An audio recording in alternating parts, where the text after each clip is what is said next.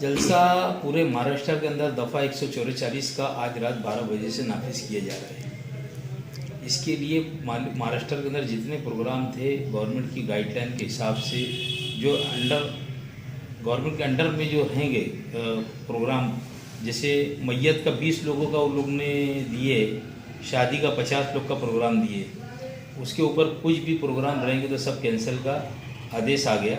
जितने कलेक्टर है पूरे महाराष्ट्र के अंदर के सो सचिव है महाराष्ट्र मंत्रालय के अंदर, उनकी तरफ से आदेश दिया गया कि आज रात 12 बजे से बढ़ते हुए ओमिक्रॉन और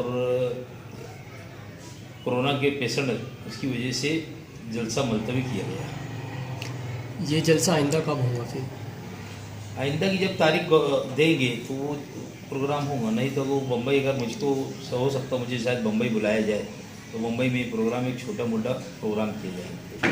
उसके बाद भी जब ये हालात सुधरेंगे उसके बाद जलसा लिया जाएगा। सदारत मिलना तय है तो इंशाअल्लाह ताला ही समझो उसको।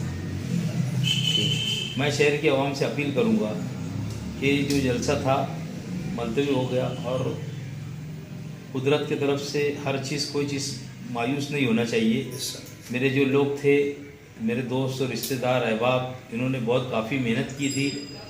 मेरी माँ बहनों ने मेरे लिए रोज़े रख के दुआ की, तिलावत की है मेरे लिए, और मेरी कामयाबी के लिए जिन जिन लोगों ने दुआ किया, अल्लाह ताला उनको बेहतरीन जज़ाए खैर दे।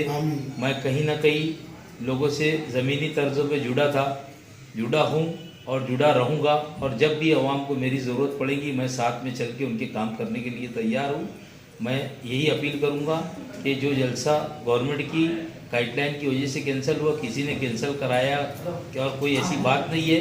अल्हम्दुलिल्लाह जब भी आप अगला प्रोग्राम रहेगा आवाम को अखबारात के ज़रिए, यूट्यूब के ज़रिए आपको बता दिया जाएगा। Thank you.